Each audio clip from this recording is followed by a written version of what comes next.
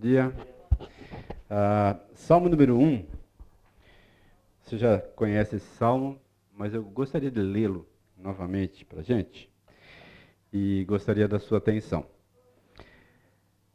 Bem-aventurado o homem que não anda no conselho dos ímpios, não se detém no caminho dos pecadores, não se assenta à roda dos escarnecedores.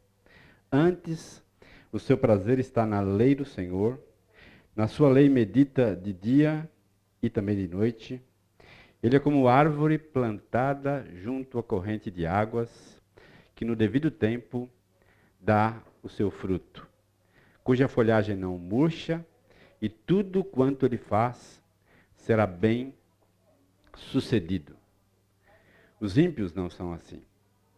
São, porém, como a palha que o vento dispersa.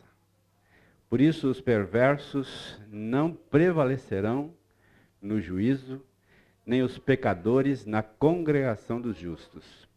Pois o Senhor conhece o caminho dos ímpios, mas o caminho dos justos, mas o caminho dos ímpios perecerá.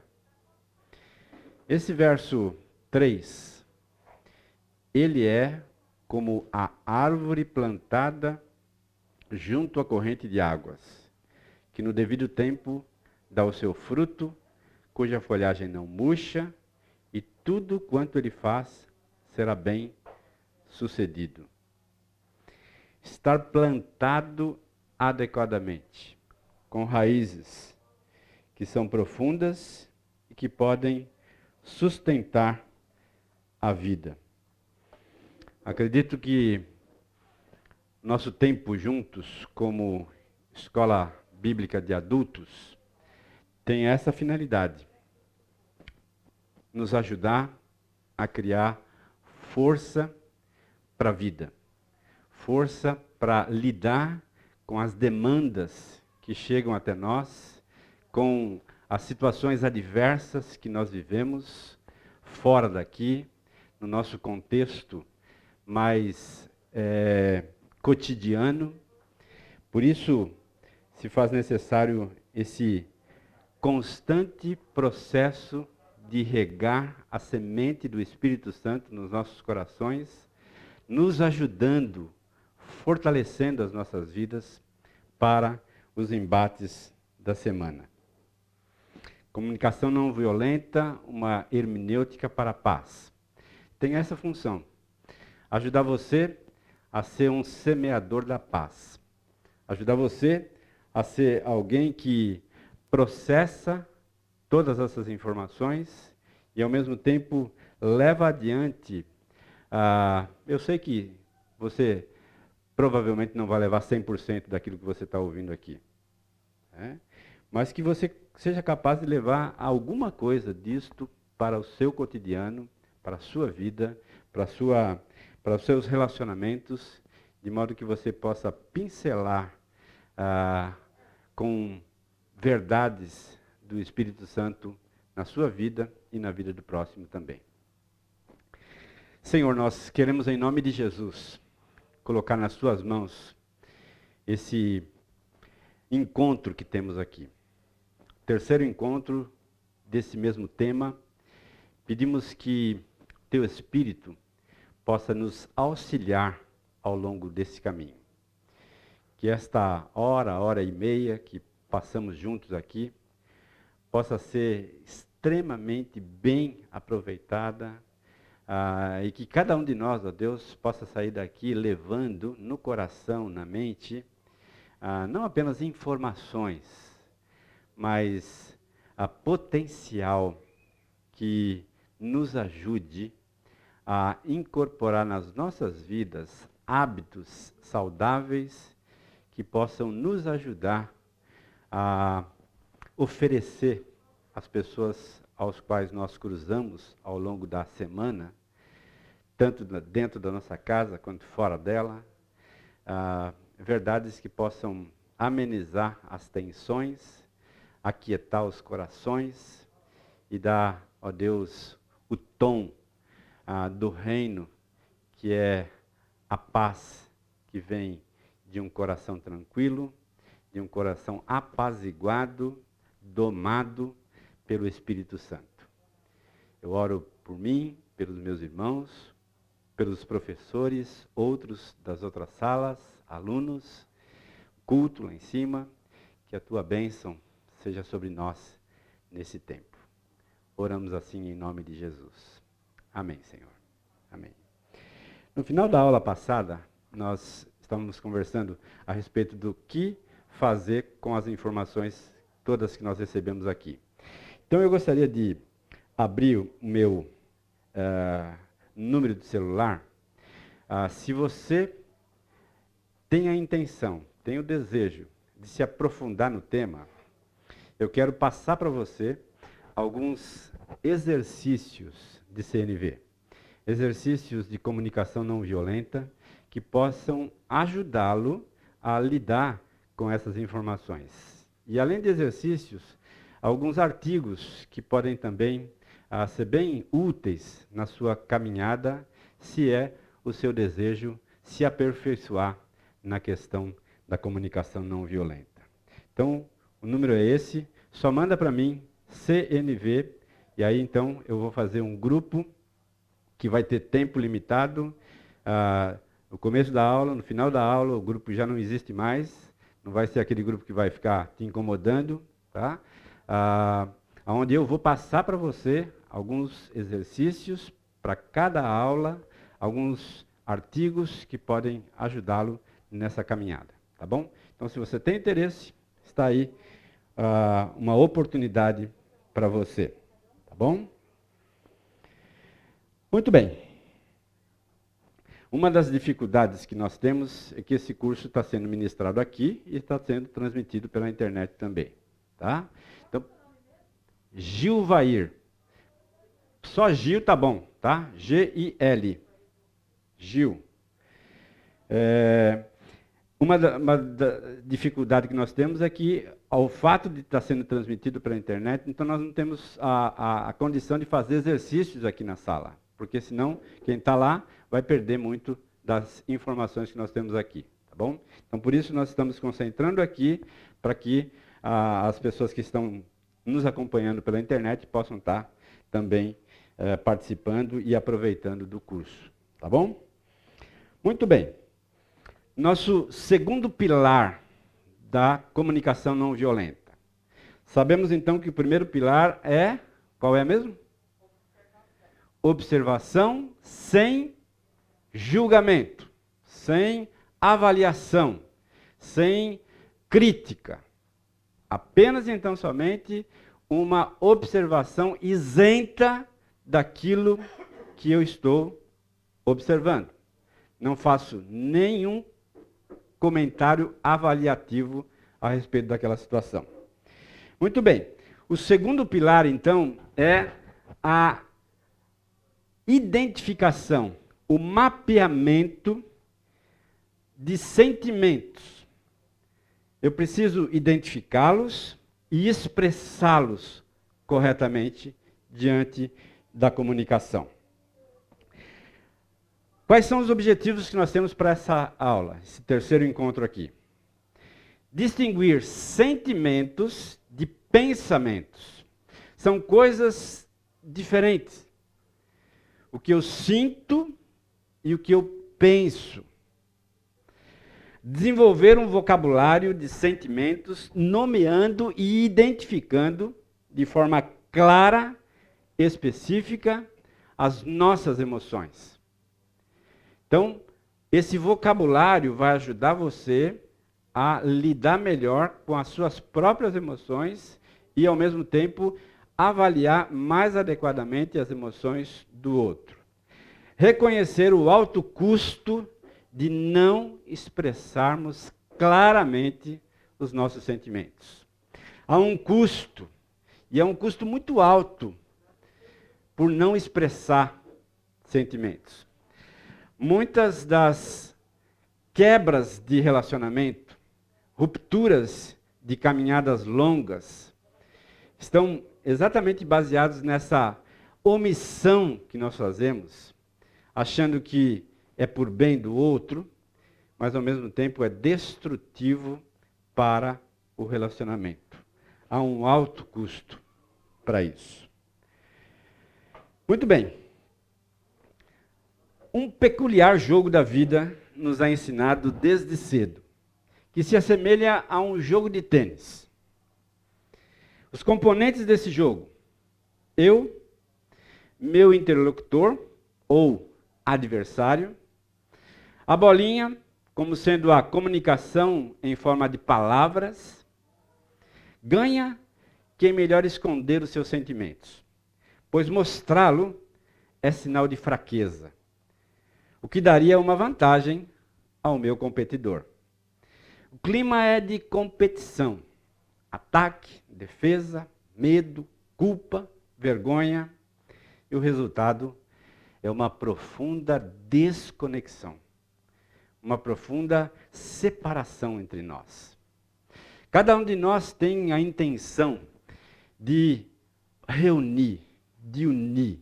É o desejo de toda a família. Nós estávamos conversando aqui agora mesmo, né? O desejo da minha família é que ela seja unida. Mas muitas vezes isso não acontece exatamente porque a gente cai nessa cultura de adversário, de competição, de medo, de culpa, de destruição dos diálogos, dos relacionamentos. Suponhamos um casal numa koinonia. E aí na koinonia, então, o casal, um deles, o homem, começa a falar alguma gafe que a esposa fez em algum lugar público. E ele então expressa isso. Placar do jogo, 1-0 para o homem. A mulher não deixa barato. Ela vai lá, então, escava na sua memória uma situação, então, que o homem cometeu uma gafe em um ambiente público. E ela, então, joga isso. Todo mundo dá risada. Placar do jogo, 1-1. E assim sucessivamente. E assim é com os filhos, com os esposos, esposas, amigos. E a gente fica naquela briga de competição um com o outro, achando que todo mundo está curtindo aquilo, mas na verdade existem sentimentos que estão sendo violados, existem estruturas emocionais que estão sendo extremamente abaladas. Onde então chega um momento em que não é mais prazeroso estar junto. Não é mais gostoso participar daquela situação, daquele ambiente ao lado daquela pessoa. Ao passo que, se nós aprendermos a lidar com essa desconexão cultural, que destrói relacionamentos, que destrói vidas, que semeia a intriga, que semeia a guerra, que rouba a paz. Quando nós, então, começamos a perceber isso, o que acontece? Quando rompemos essa cultura e nos vulnerabilizamos, deixamos o outro conhecer nossos sentimentos, esse jogo para de fazer sentido. Simplesmente. Se aquela mulher ou se aquele homem, naquele primeiro evento, pudesse então chegar em casa e dissesse: querida, aquilo que você mencionou ali não me fez bem. Eu me senti extremamente vulnerabilizado, corrompido. Você poderia agir de forma diferente numa outra situação? Se houvesse um pacto entre eles, se houvesse um acordo entre eles, de que as nossas gafes são nossas. Nós damos risada, nós curtimos um com a cara do outro, mas são nossas, somente nossas. Não devem ser abertas para outras pessoas. sem que haja permissão de ambas as partes. Percebe? Uma coisa tão boba, tão cotidiana, que pode simplesmente romper conexões profundas, conexões tão singelas, tão cheias de paixão, de amor, que ao longo da caminhada podem ser destrutivas. Podem corromper tudo aquilo de bom que nós temos. Por que nós temos muitas separações de casais de longa caminhada junto? Que criaram filhos. Os filhos saíram de casa. Que ficaram só os dois. E que o ambiente entre eles já não é mais o mesmo. Já não tem mais conexão. A única conexão que tinha eram os filhos. Os filhos saíram, não há mais sentido. Então, quanto mais cedo você e eu pudermos romper com essa cultura destrutiva, diabólica, que tem a intenção de roubar, matar e destruir as nossas vidas, mais cedo nós vamos sair desse embrulho e dessas armadilhas que o inimigo coloca nas nossas vidas. Por favor.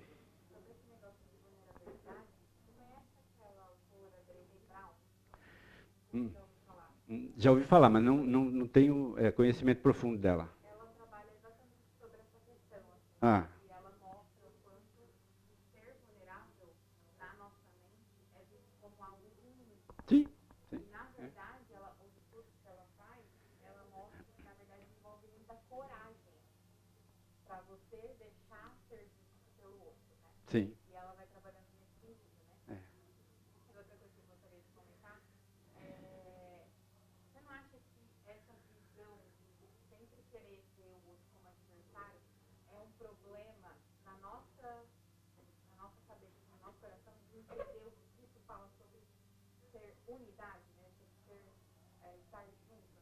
Sim. Eu lembro de Romanos também, né? Que fala Romanos 14, a questão de não comer, e aí fala na questão de, o tempo todo está querendo formar o outro igual a você. E não é isso que Cristo quer, né? Ele quer que a gente realmente lute pela unidade. Por isso que um pouquinho mais para frente a gente vai ver aquilo que eu entendo não se processa nos meus sentimentos. A minha capacidade de compreensão muitas vezes não se processa nos meus atos que envolvem os meus sentimentos. Um autor diz assim que o homem é muito mais um ser emocional do que racional. Porque muitas vezes nosso raciocínio ele não se expressa nas nossas emoções. A gente sabe o que tem que fazer, mas não faz. É a luta do próprio apóstolo Paulo, no capítulo 7 de Romanos. Por que eu faço aquilo que eu sei que não devo fazer, mas acabo fazendo? Agora, é uma cultura. É uma cultura que cada um de nós herdou, e a gente vem reproduzindo, geração após geração. Então, romper essa cultura exige coragem. Romper essa cultura exige objetividade da nossa parte em dizer, eu não quero esse modelo para dentro da minha casa. Eu não quero esse modelo para dentro da minha vida. Eu não quero esse modelo destrutivo. Eu quero, na verdade, substituir isso por valores de Deus.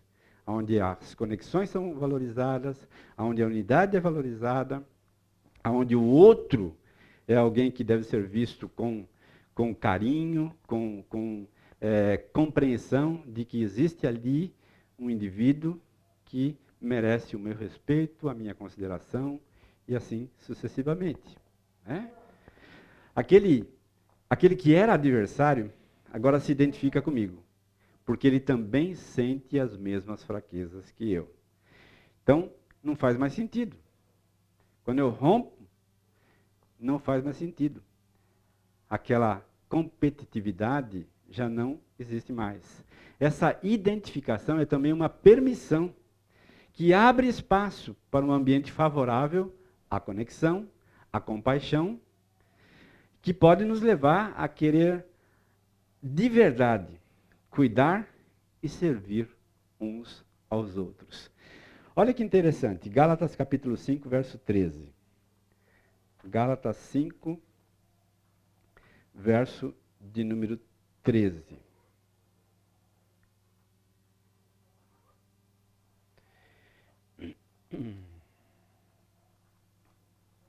5,13 diz assim: porque vós, irmãos, fostes chamados à liberdade. Porém, não usem dessa liberdade para dar ocasião à carne. Sede antes servos uns dos outros pelo amor. Pelo amor. Então, percebe, quando a gente consegue romper com esse jogo destrutivo, nós então permitimos que haja conexão, permitimos que haja espaço para compaixão e permitimos então mudar o comportamento e começar a servir uns aos outros baseado no amor que o próprio Senhor Jesus tem derramado em nossos corações. E o nosso comportamento então passa a vir de um outro paradigma, que é o paradigma moldado pelo Espírito de Deus. Olha os versos 16 e o verso 25 ainda de Gálatas 5. 16 diz assim: digo, porém, andai no Espírito e jamais satisfaça a concupiscência da carne. Então percebe, naquele exemplo que eu dei, aquela competitividade entre o casal, a concupiscência da carne estava presente ali. Ou seja, eu não posso deixar o placar assim. Eu não posso deixar que o meu marido esteja com 1 ponto e eu esteja com 0. Eu preciso correr atrás. E aí então eu dou vazão à minha própria carne para reproduzir um comportamento, um diálogo que de uma forma bem fake, me leve a um patamar de igualdade. Mas, na verdade, é uma igualdade que está para baixo e não para cima. Que está me tornando pior e não melhor. Efésios 4, de 1 a 13. Tem o versículo 25 ainda que eu gostaria de ler. Se vivemos no Espírito, andemos também no Espírito. Interessante esse versículo. Se vivemos, viver dentro. Andemos também no Espírito, andemos fora. Então, se eu tenho uma vida espiritual dentro de mim, essa vida espiritual que está dentro de mim precisa se processar fora de mim. Senão não faz sentido. Não faz o menor sentido. Se eu fui de uma forma bem específica, tocado pelo Espírito de Deus, mudado pela ação do Espírito Santo, não tem sentido que não haja mudança. O próprio Senhor Jesus diz: pelos frutos eu vou conhecer se de fato vocês estão tendo alguma relação comigo. Então essa desconexão daquilo que está dentro com aquilo que está fora é revelatória. Revela exatamente o que de fato está acontecendo dentro de mim. Um outro texto, Efésios 4, de 1 a 13. De 1 a 3, melhor dizendo. Efésios, capítulo 4, versos de 1 até o verso 3. Rogo-vos, pois, eu, prisioneiro no Senhor, que andeis de modo digno da vocação a que fostes chamados, com toda humildade, mansidão, longanimidade, suportando-vos uns aos outros em amor, esforçando-vos diligentemente por preservar a unidade do Espírito no vínculo da paz. Interessante esse versículo de número 3, porque ele mostra claramente para mim e para você que eu não preciso, eu não tenho que me empenhar em estabelecer um vínculo, uma unidade entre eu e você, como cristãos. Eu não preciso me esforçar para isso. O meu esforço tem que ser preservar aquilo que o próprio Deus já fez. O vínculo já existe, a unidade já existe, a conexão já foi realizada pelo sangue do Cordeiro. Nós já temos essa conexão. O que eu tenho que fazer e o que eu tenho que me empenhar é por preservá-la. E agora, a preservação necessariamente passa pela comunicação. Não tem jeito. Se eu quero preservar a minha unidade com você, eu tenho que falar com você corretamente. Eu tenho que aprender a perceber que eu preciso dialogar com objetividade, com sabedoria, com expressões adequadas, para que elas não se tornem ferramentas destrutivas que não vão preservar a nossa unidade. Um pouco mais para frente. Distinguir, então, sentimentos de pensamentos, que é o primeiro objetivo do nosso encontro aqui. Tá? Antes de eu entrar aqui, alguém quer comentar alguma coisa? Quer acrescentar algo?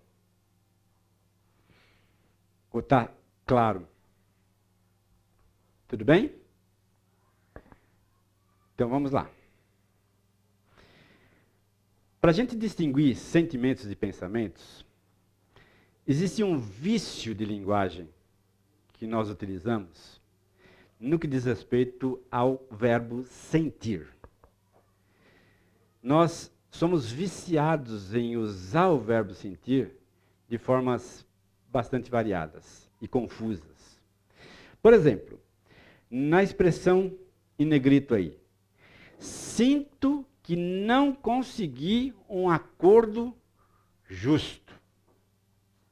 Sinto que não consegui um acordo justo. A palavra sinto aqui pode ser substituída por penso, creio, acho. Na verdade, essa expressão está avaliando e não necessariamente falando de um sentimento. É uma avaliação e não uma expressão clara, objetiva, de como de fato eu estou me sentindo. Como é que eu poderia trabalhar melhor essa frase? Sinto que não consegui um acordo justo. Expressando especificamente sentimentos. Porque quando ele colocou a palavra sinto ali, ele não está claro isso. Não está claro. Não está claro como está o estado emocional daquela pessoa. Ele apenas avaliou que naquela situação ele achou que não foi justo. Ponto final. Mas o que ele está sentindo? Né? Injustiçado, lamento, enganado, frustrado. Agora, bom, deixa eu caminhar um pouquinho mais, senão eu vou adiantar um outro assunto lá. Tá? Os sentimentos não estão sendo expressos de forma clara. Quando a palavra sentir primeiro, seguida de que, como se. Sinto-me como estivesse sendo colocado contra a parede. Novamente, a pessoa não está expressando sentimento. Ela está expressando uma ocasião. O que de fato ela está sentindo aqui? Pressionada, acuada.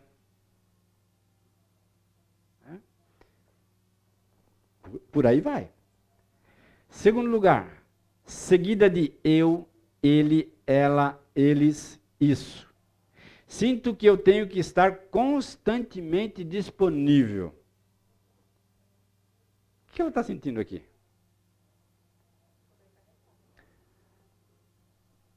Sobrecarregada. Se ela dissesse isso no ambiente familiar, gente, eu estou sobrecarregada. Vocês precisam entender que eu tenho limites, que eu preciso ter descanso, que eu preciso ter um pouco de serenidade, um pouco de espaço. Seria muito mais claro essa comunicação. Seria muito mais objetiva essa comunicação. Eu não estaria apenas expressando um pensamento, mas sim um sentimento. O termo que significa seguido de nome ou palavra que se refere à pessoa. Sinto que meu chefe não me valoriza.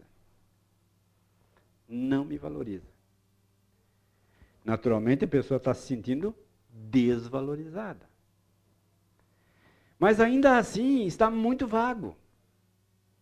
Porque lembra, uma das realidades da CNV é nos ajudar a localizar, a dar um tempo específico, um evento específico, um espaço específico, uma ocasião onde isso aconteceu de fato e de verdade, que trouxe esse sentimento para dentro do meu coração.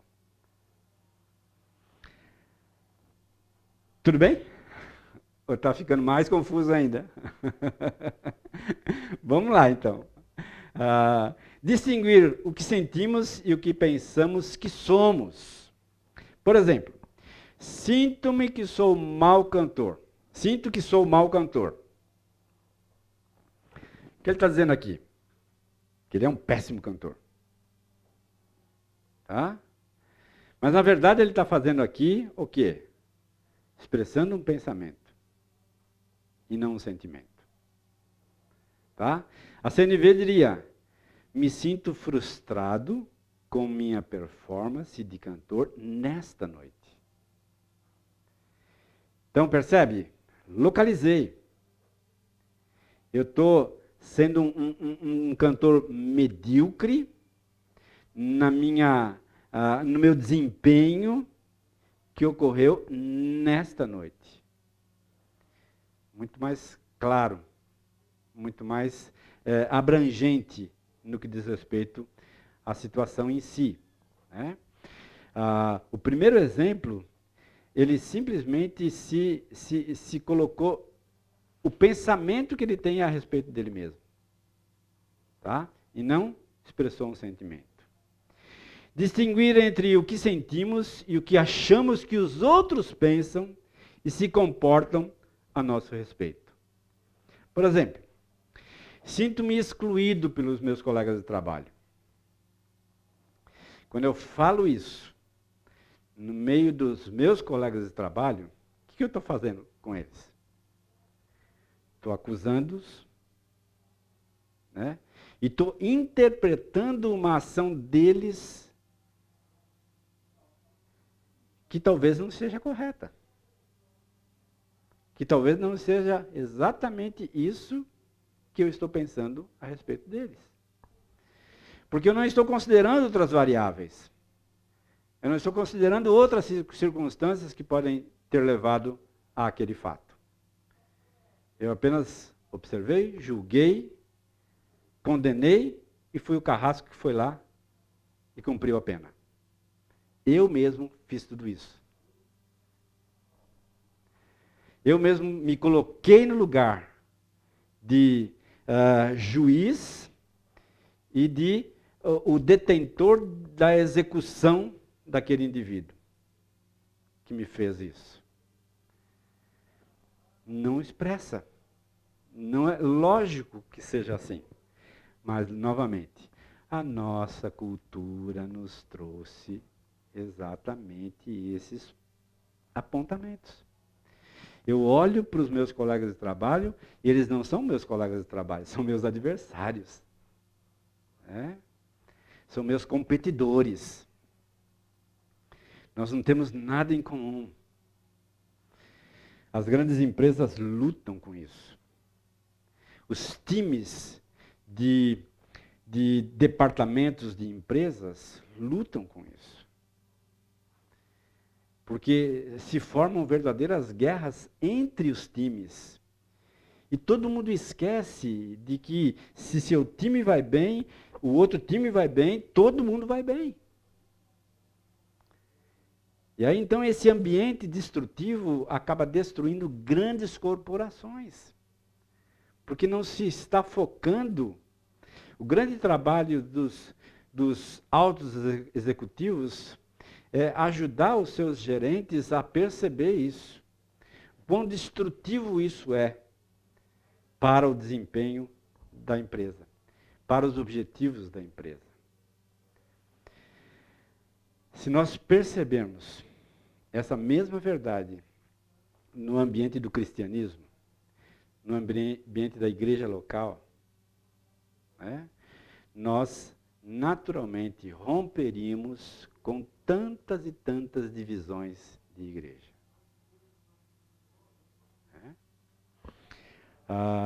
Eu já disse para vocês que a primeira igreja que eu pastoreei era uma igreja multicultural. Húngaros, alemães e brasileiros. E os húngaros comentavam que quando eles vieram da Hungria, eles tinham igrejas lá na Hungria que eram exclusivas para quem usava barba. Só quem usava barba podia ir naquela igreja. Outra igreja exclusiva para quem não usava barba. E assim sucessivamente. A gente dá risada com isso, mas, gente, é o que está acontecendo no nosso ambiente evangélico brasileiro.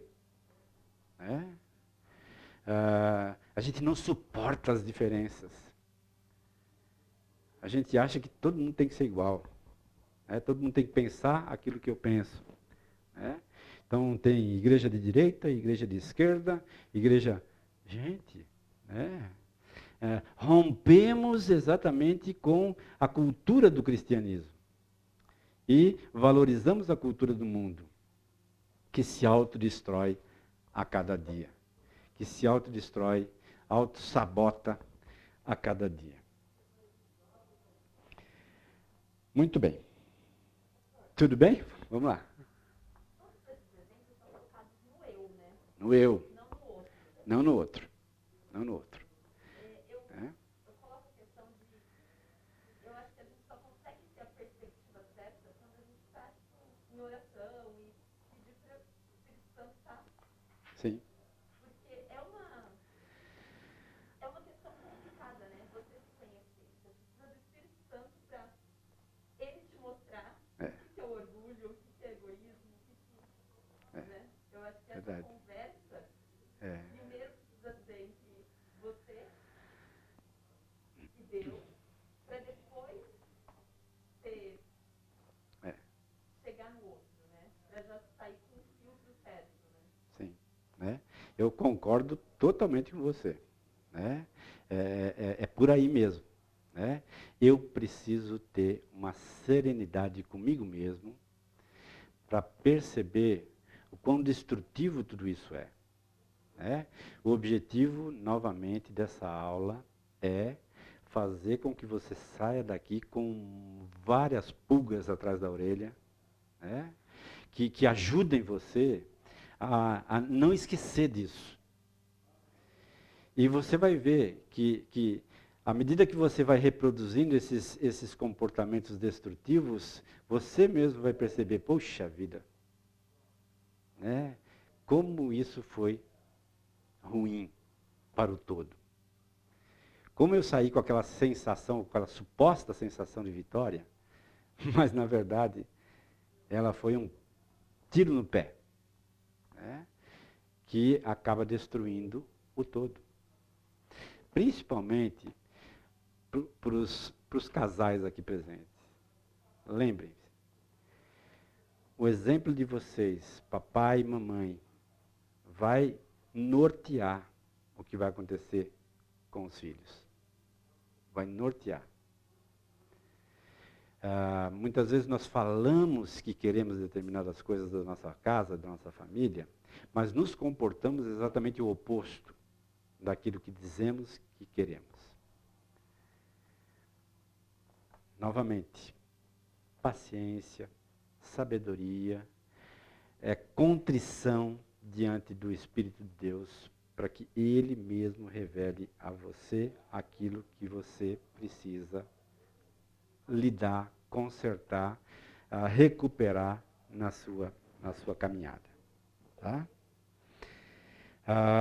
Autoconsciência, eu acho que essa é uma palavrinha extremamente importante que cabe aqui. Tá? O que é autoconsciência? É a habilidade de dar nome aos sentimentos. Isso na matéria de inteligência emocional, isso se faz muito relevante. Tá? É necessário ir além dos sentimentos, dos padrões de feliz, triste, com raiva, dar nome, dominus. Interessante em Gênesis capítulo 1, verso 28, vocês lembram que na criação do homem, Deus deu uma determinação clara para o homem. 1:28 ele diz assim,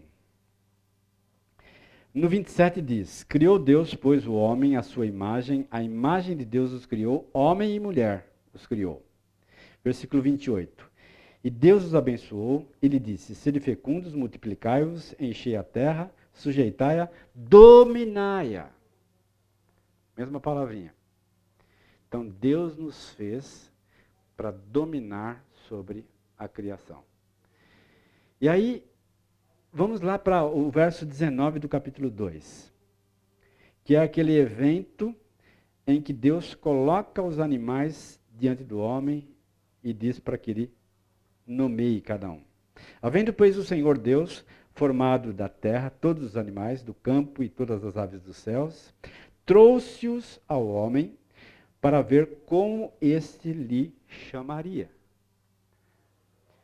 dando nome a eles, para poder dominar sobre eles. Essa era a lógica e a mecânica aqui do próprio Deus. Permitir que o homem fosse capaz de dominar os animais, dando a eles nomes.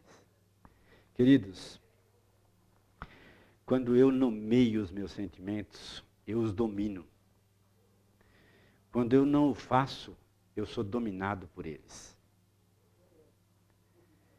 Quando eu sou capaz de entender e de olhar para mim mesmo e dizer assim, eu estou furioso,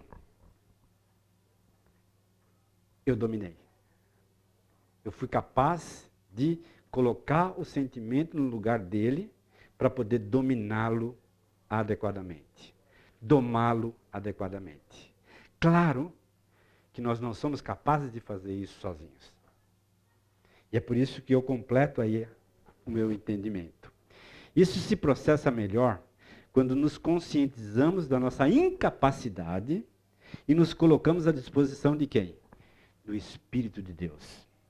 Para que Ele venha e tome controle sobre as nossas vidas. Eu não sou capaz de dizer, eu estou furioso e me controlar. Não sou capaz. Mas eu sou inteligente o suficiente para dizer, eu estou furioso e quero colocar minha fúria aos pés da cruz do Senhor, aos pés de Jesus, e rogar a Ele que me ajude a me comportar corretamente nessa situação. a falar apenas aquilo que deve ser dito, e a me calar naquilo que eu não devo dizer, que vai, na verdade, destruir, vai, na verdade, romper conexões. Esse versículo aqui, 5,18, eu entendo que é extremamente importante para mim e para você em toda e qualquer circunstância. E não vos embriagueis com o vinho, no qual há dissolução, mas enchei-vos do Espírito de Deus, sendo dominado pelo Espírito de Deus, sendo capaz então de submeter as minhas emoções, os meus sentimentos diante do Senhor, diante da graça, da misericórdia e do cuidado de Deus. Coloquei um exemplo aí. Um carro desgovernado atropela quem passa pela frente. Tá? Um sentimento desgovernado dentro de mim atropela as pessoas que estão próximas de mim. Pessoas que eu amo. Pessoas que eu tenho conexões. Mas o sentimento desgovernado faz com que eu atropele essas pessoas com as minhas palavras, com a minha comunicação. E algumas vezes esse atropelamento leva a óbito. Leva a óbito. Vamos parar um pouquinho, né? 5 minutinhos para você se refrescar um pouco, tomar um pouquinho de água e depois voltar. Muito bem. Ficou claro essa questão da autoconsciência, tá? Do entendimento bíblico que eu tenho a respeito disso e que nós devemos incorporar nas nossas vidas, que é um tema que muitas vezes nós somos avessos, mas ele é extremamente importante quando eu entendo que os meus sentimentos nomeados, eles são dominados. E eu então deixo de ser dominado pelos meus próprios sentimentos, me tornando então autodestrutivo contra as pessoas. Muito bem.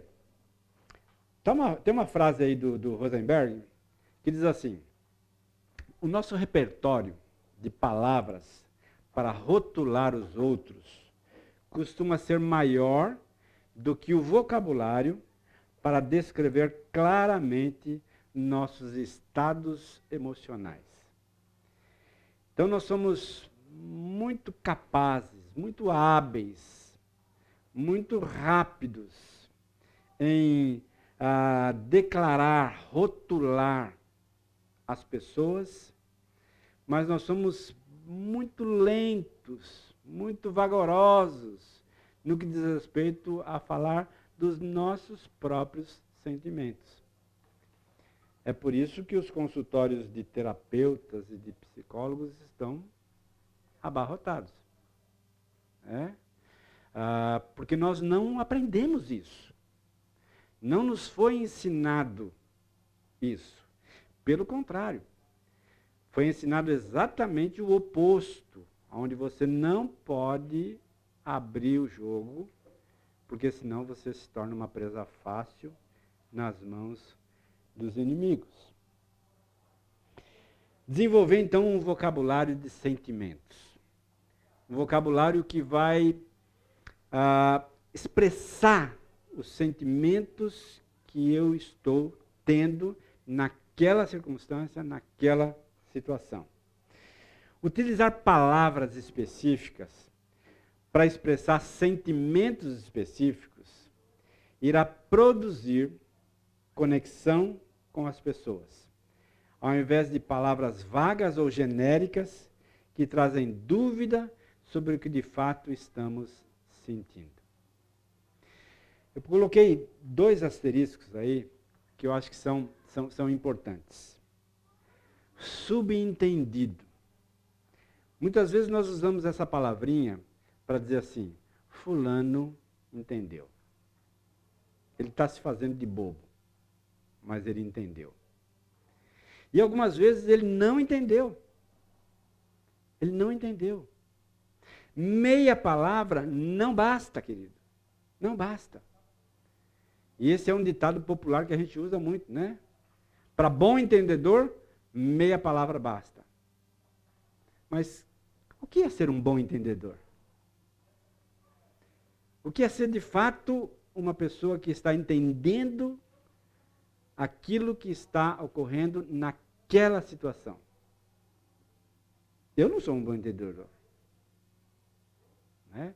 Talvez nenhum de nós sejamos bons entendedores, porque nós vivemos exatamente nessa cultura de esconder sentimentos, né? de passar panos quentes sobre situações aos quais não dá para agir assim. Não dá. Não dá, querido, para pôr band-aid em câncer. Não vai resolver. Não vai resolver. Muitas vezes é preciso se aprofundar. Muitas vezes é preciso tirar todas as raízes e ramificações daquela enfermidade para que ela não se espalhe e não comprometa todo o corpo. É uma espécie de quimioterapia onde a gente elimina todas as possibilidades e focos de destruição, de desconexão e que inibem a paz entre nós. Nem sempre as coisas estão subentendidas e meia palavra, muitas e muitas vezes, não basta. Na criação de filhos, você precisa repetir inúmeras vezes, até que a ficha caia, até que o entendimento fique claro, até que a percepção fique notória, onde eu percebo exatamente aquilo que está acontecendo. Repetição é fundamental. Paciência é necessária. Tá? Eu vou listar aqui alguns sentimentos para ajudar a aumentar a nossa capacidade de articular sentimentos e descrevê-los de forma específica, uma gama de estados emocionais aos quais nós somos suscetíveis. Então, percebe aí, eu coloquei uma lista em azul e outra em vermelho, exatamente para identificar isso. Quando as nossas necessidades estão sendo atendidas, como é que meu estado emocional se expressa à vontade, agradecido, alegre, aliviado, bem-humorado, calmo, carinhoso, despreocupado, emocionado, empolgado, feliz, falante, livre. E essa lista poderia ser muito maior, muito maior. Um dos recursos bem curiosos que a CNV tem, já publicado, é uma espécie de carta de baralho, onde eles nomeiam 75 expressões emocionais aos quais o indivíduo tem quando as necessidades dele estão sendo atendidas. E faz isso também na outra coluna aqui, quando as necessidades não estão sendo atendidas. Abandonado, abatido, aflito, frustrado, infeliz, péssimo, irado, irritado, magoado, rejeitado, solitário, tenso, deprimido. Tudo porque as necessidades não estão sendo atendidas naquele exato momento. Nós, então, expressamos sentimentos, expressamos emoções. E muitas vezes, você naturalmente é como eu, nós não conseguimos identificar como a gente está sentindo, como a gente está experimentando aquela circunstância, aquela situação. há uma confusão dentro de nós que nós não conseguimos exatamente identificar. E é por isso, então, que o nosso vocabulário é tão extenso, tão grande, para perceber.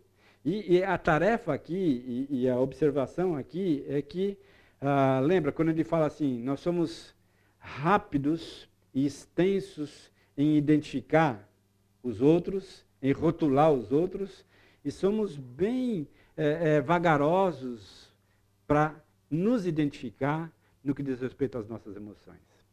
Então nós estamos aqui oferecendo ferramentas para você ampliar essa gama de compreensão a respeito dos sentimentos e das emoções que passam dentro dos nossos corações, dentro da nossa mente.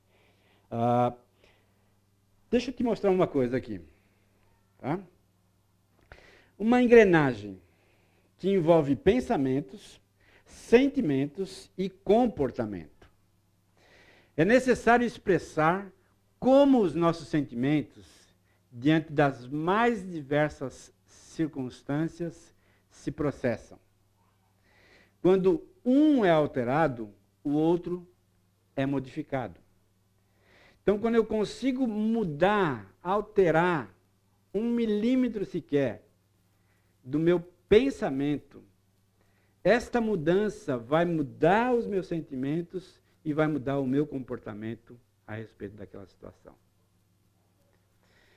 Não sei se você já experimentou uma situação assim, que envolveu perdão. Até chegar naquele momento em que eu declaro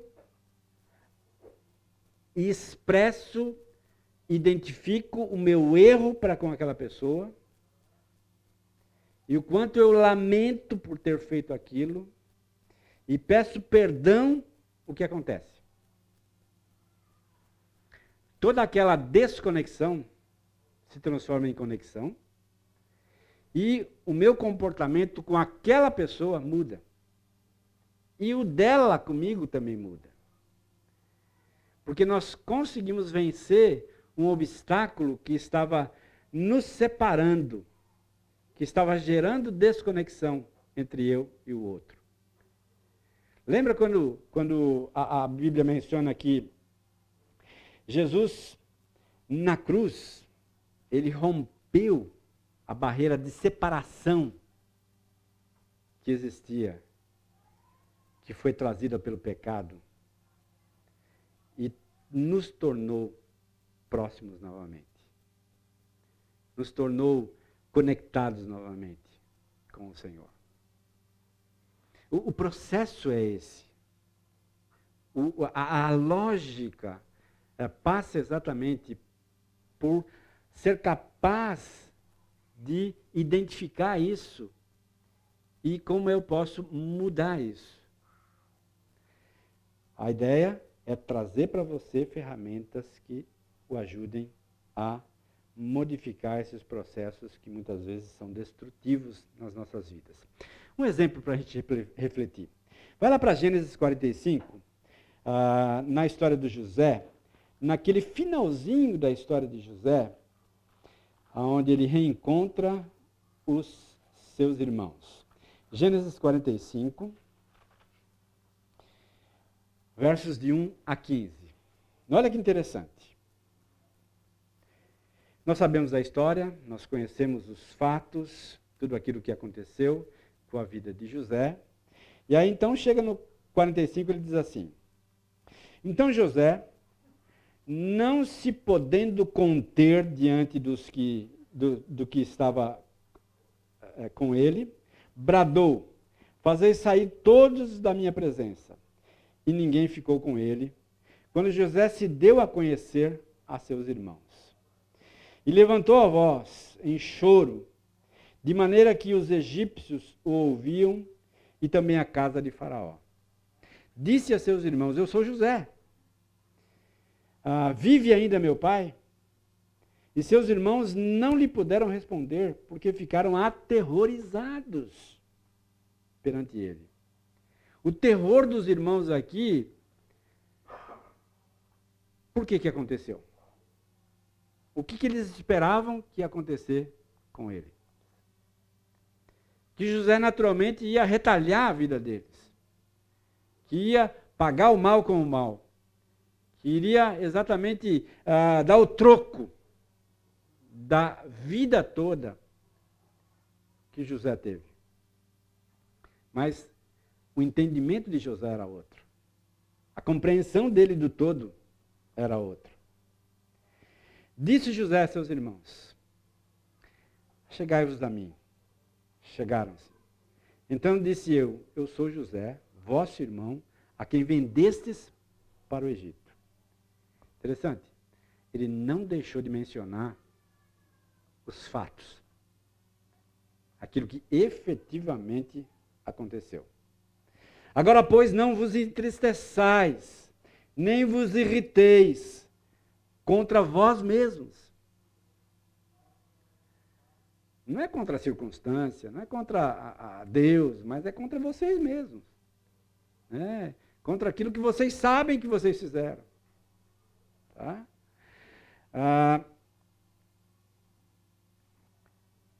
Não irriteis contra vós mesmos por me haverdes vendido para aqui.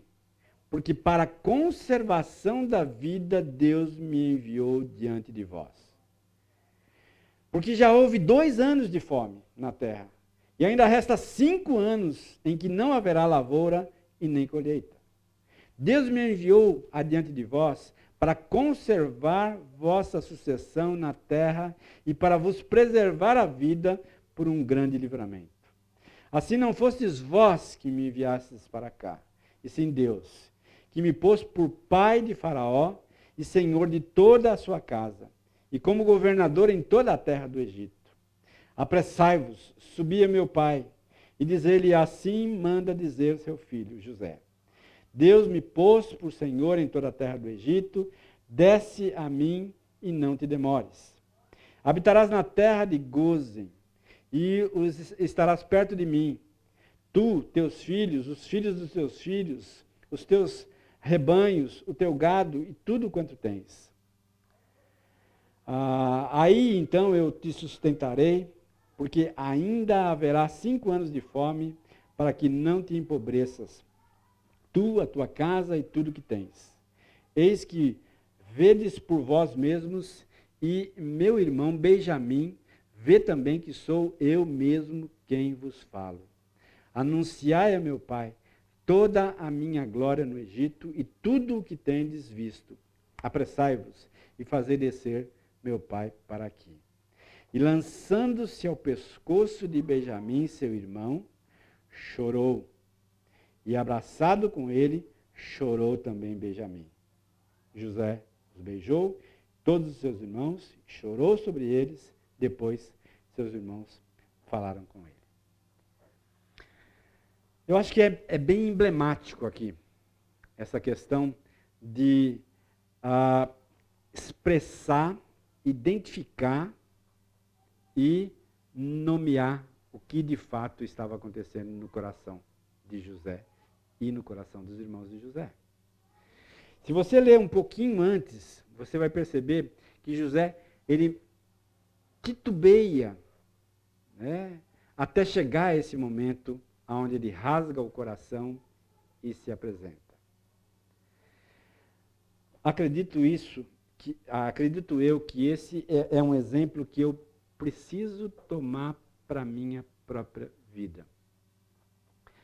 Que muitas e muitas vezes a minha expressão emocional de determinadas situações, ela se faz necessária, porque ela é um efeito dominó.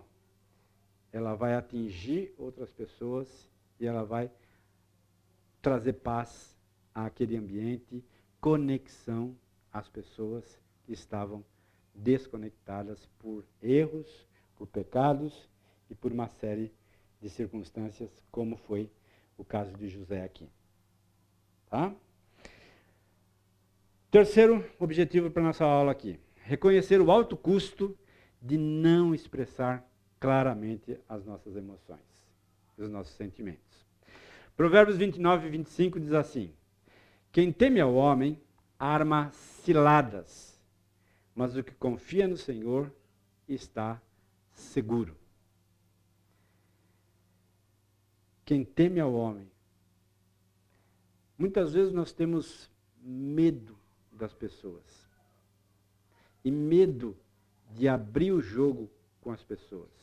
Medo de dizer exatamente como eu estou me sentindo nessa situação, nessa circunstância.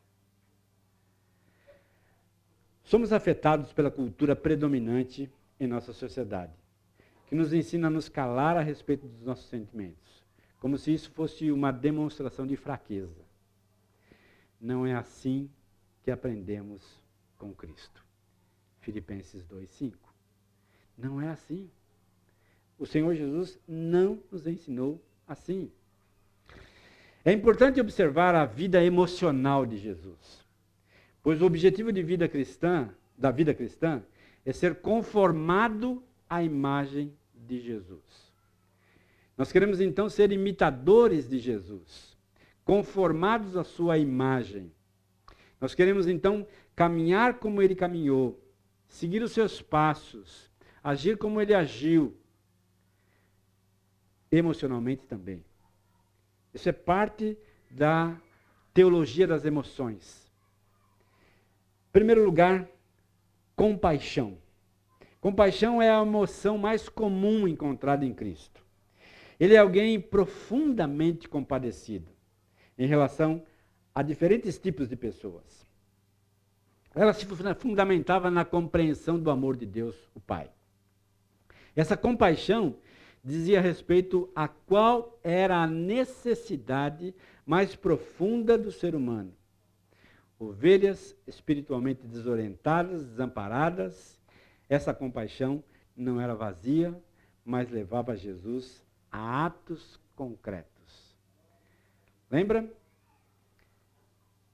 Um sentimento que gerou um ato concreto, baseado no entendimento. Meu pensamento, as minhas emoções e os meus atos. Na vida de Jesus, a gente percebe claramente isso. O que movia Jesus era a missão de resgatar o homem que se havia extraviado pelo pecado. Com base nesse entendimento da sua missão, ele então submeteu as suas emoções e os seus atos então foram exatamente em função desta compreensão lógica da sua missão. Nós somos agentes do Senhor nesta terra. Nós somos sal e luz. E se o sal não presta para salgar, ele tem que ser feito o quê? Jogado fora. Eu não quero ser jogado fora. Eu quero salgar o ambiente onde eu estou. Salgar com valores do cristianismo, com valores de Jesus, com um comportamento que seja capaz de trazer e de promover a paz. Ira, né? O julgamento moral perfeito, tanto para aprovar quanto para desaprovar, Jesus se ira até mesmo com seus discípulos em certas ocasiões. Mas Jesus não explodia em ira, pois a própria compaixão o fazia restringir sua ira. A ira em si não é pecado, mas o pecado corrompe a expressão da nossa ira. Por isso devemos restringi-la ao amor. Então, lembra? Autoconsciência, dominus. O Senhor Jesus era hábil em lidar com esse entendimento, né? Com essa compreensão, em submeter essa realidade emocional que ele expressava muitas vezes com os seus discípulos e com as circunstâncias, com tudo aquilo que ele via acontecer ao longo da sua caminhada. Tristeza, Jesus chorou em certas ocasiões. Jesus chorou ao ver os efeitos da morte, chorou ao observar Jerusalém, teve profunda tristeza ao contemplar o que o aguardava na cruz. Jesus autentica que a tristeza é legítima. Mas, ao levá-la diante de Deus, Jesus nos mostrou como devemos tratá-la, derramando aos pés do Senhor. Então, aconteceu alguma coisa que me deixou triste. E eu tenho consciência da minha tristeza. Eu sou capaz de nomear essa tristeza. Mas é fundamental, importante, necessária, colocar a minha tristeza diante do Senhor. Não apenas para que Ele converta essa tristeza em alegria, mas para que Ele me ajude a processar essa tristeza com sabedoria. Porque geralmente essa tristeza ela foi provocada por pessoas, por situações, por circunstâncias, e eu preciso entender tudo isso. E quem me ajuda a entender é naturalmente o Senhor. Amor, longe de ser apenas uma emoção, o aspecto emocional não pode ser dissociado do amor. Os atos amorosos de Jesus sempre foram precedidos da emoção de amor em seu interior. A expressão do amor de Jesus foi sacrificial. E o cristão é chamado a expressar seu amor, fazendo o quê? Dando a vida pelos seus irmãos. Uau! Parece então que o sarrafo se colocou tão alto, que eu não sou capaz de ultrapassar. E não sou mesmo.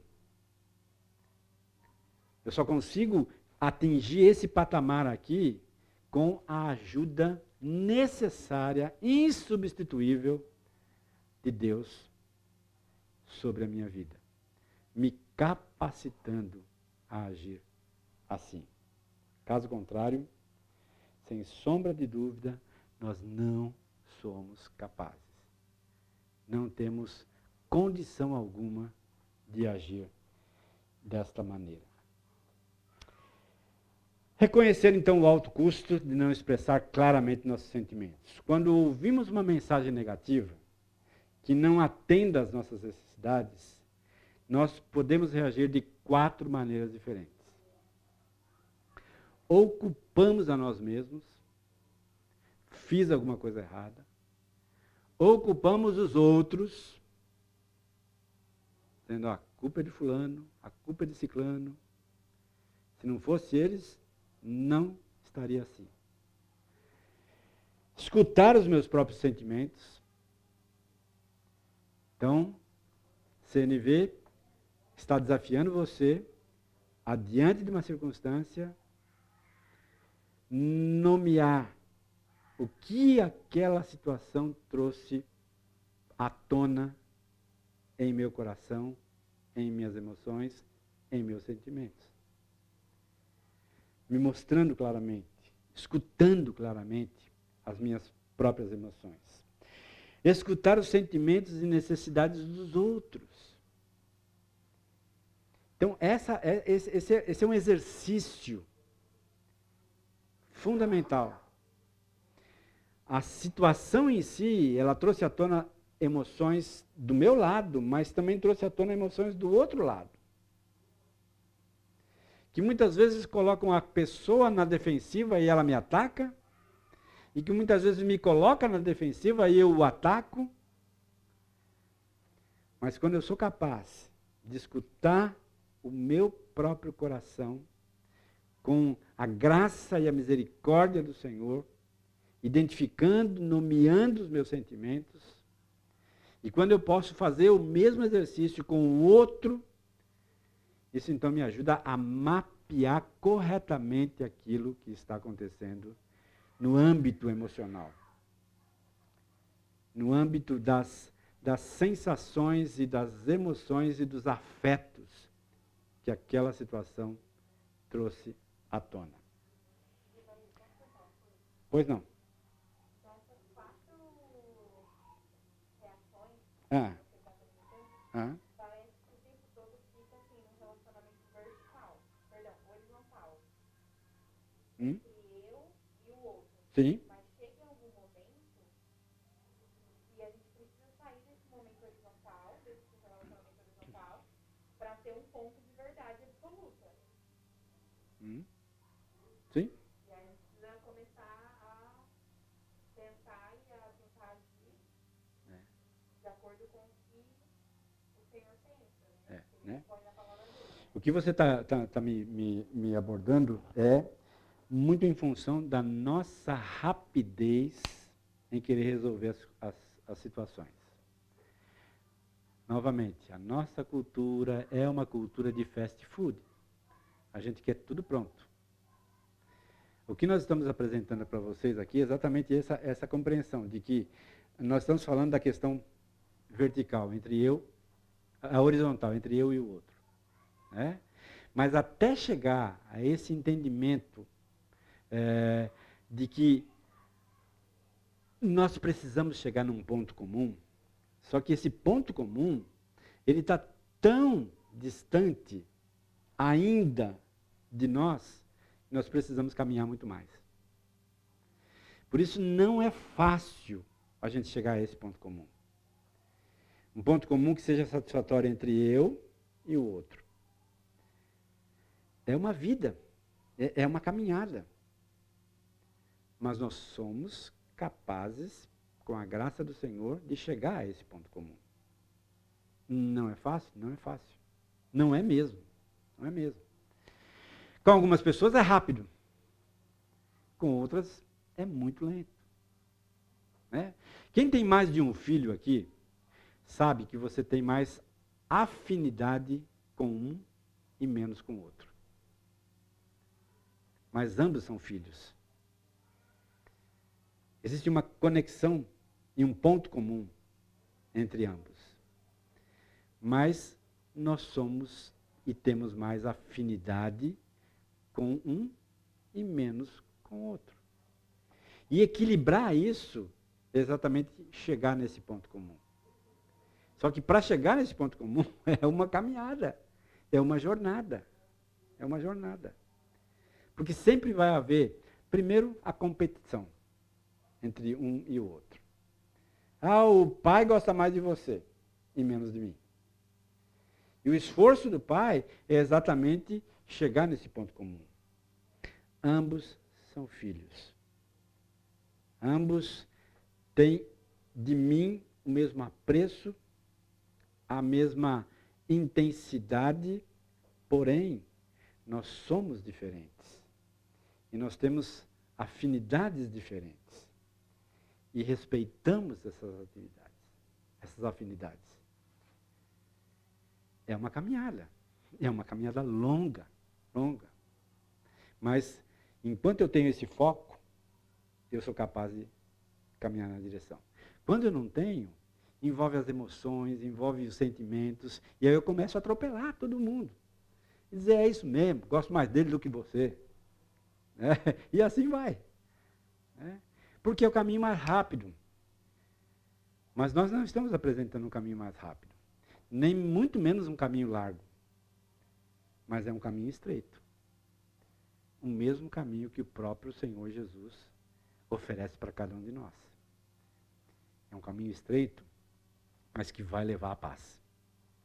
É um caminho estreito, mas que vai, à medida que as coisas vão acontecendo, vai se tornando mais amplo, mais largo no que diz respeito à segurança que eu tenho. Eu tenho 2 filhos. Um com 27, outra com 26. Quando eles tinham pouca idade, 1, 2 anos, o meu empenho em discipliná-los era extremamente presente. Constantemente. Durante a semana tinha que levar umas 3, 4 repreendas. Não, assim, trata assim. E era desgastante. Para mim, para minha esposa. Mas à medida que os filhos vão crescendo, nessa toada, eles começam a incorporar no ambiente deles, na capacidade deles, de entender os seus próprios limites e de entender o quanto eles começam a reproduzir tudo aquilo que nós, com base na palavra de Deus, colocávamos no coração deles. Não pague o mal com o mal, pague o mal com o bem, seja humilde, seja capaz de fazer tudo aquilo que chegar à sua mão da melhor forma possível, com excelência, e assim sucessivamente. Então, aquele trabalho desgastante dos 5, 6, 10 primeiros anos, depois disso, se torna espaço. Porque muitos valores já estão ali. Só que eu estou me referindo a uma criança que foi educada nos caminhos do Senhor. Agora, o que nós encontramos na nossa caminhada é um bocado de gente que não tem valor algum do cristianismo, aos quais nós temos que lidar. Mas lembra, nós temos a responsabilidade, capacidade dada por Deus para agir, para lidar. Tá bom? Finalizando aqui, já percorremos então 50% dos nossos pilares aqui. Observação já foi, e o mapeamento dos sentimentos provocados pela situação, já chegamos também. Tá bom?